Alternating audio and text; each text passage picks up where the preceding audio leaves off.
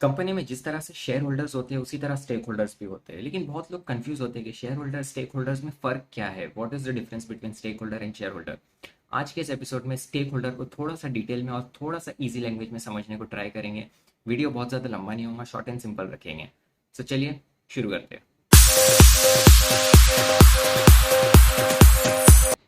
देखो, हम सबको पता है शेयर होल्डर्स वो होते हैं जो कंपनी में शेयर्स खरीदते हैं, स्टॉक्स खरीदते हैं, वो कंपनी के हिस्सेदार हो जाते हैं, कंपनी के ओनर्स हो जाते हैं। ठीक है। स्टेक होल्डर हर वो इंसान, हर वो पर्सन, इंडिविजुअल हो या ग्रुप हो, हर वो इंसान जो कंपनी में किसी भी तरह से कंसर्न हो, कंपनी के बारे में, कंपनी को लेकर, या उस कंपनी में किसी भी तरह से इंटरेस्टेड हो, या कंपनी के साथ किसी भी तरह से जुड़ा हुआ हो, वो हर इंसान या हर इंडिविजुअल या हर ग्रुप स्टेक होल्डर कहलाता है। फिर चाहे वो उस कंपनी के अपने खुद के एम्प्लॉयज हो जो उस कंपनी में काम करते हैं, या उस कंपनी के कस्टमर जो उसकी सर्विस या प्रोडक्ट्स बाय करते हैं, या उनके क्रेडिटर्स, डेटर्स, उनके शेयर होल्डर्स, या कोई भी पर्सन या ग्रुप जो उस कंपनी से किसी भी तरह से जुड़ा हुआ है, या उस कंपनी के डिसीजन मेकिंग में उसका इम्पोर्टेंट रोल हो, या कोई भी उस कंपनी से इन्फ्लुएंस होता हो, या कंपनी के किसी भी एक्ट से, किसी भी एक्शन से कोई पर्सन या कोई ग्रुप इफेक्ट होता हो, या उस ग्रुप के किसी भी एक्शन से वो कंपनी इफेक्ट होती हो, वो हर एक इंसान, वो हर एक इंडिविजुअल या ग्रुप स्टेक होल्डर कहलाता है। हम जिस कंपनी में जॉब करते हैं, हम उस कंपनी के स्टेक होल्डर हैं।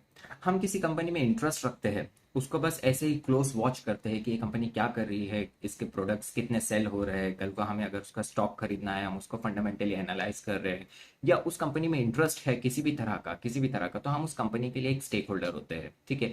हमने किसी कंपनी को कर्जा दिया हुआ है, उसके क्रेडिटर्स है, तो भी हम स्टेक होल्डर्स है। हमने उस कंपनी के शेयर्स ले लिए, हम उस कंपनी के शेयर होल्डर्स है, तब भी हम उस कंपनी के स्टेक होल्डर्स है। अगर हम किसी स्कूल में, कॉलेज में पढ़ रहे हैं एज अ स्टूडेंट, तो हम उस स्कूल के स्टेक होल्डर है। हमारे पेरेंट्स क्योंकि उस कॉलेज, उस स्कूल के बारे में कंसर्न है कि ये अच्छी एजुकेशन प्रोवाइड करेंगे, नहीं करेंगे, कल को फीस बढ़ा देंगे, किसी भी तरह से किसी भी एक्शन को लेकर हमारे पेरेंट्स उस स्कूल, उस कॉलेज के बारे में कंसर्न है, तो हमारे पेरेंट्स भी उस स्कूल के लिए, उस कॉलेज के लिए स्टेक होल्डर्स है। तो hope this example is enough to understand more about stakeholding. So company के every shareholder, each shareholder is the stakeholder of that company, but it is not necessary that each and every stakeholder are the shareholders. So I hope it was enough to understand the small pattern about stakeholdings.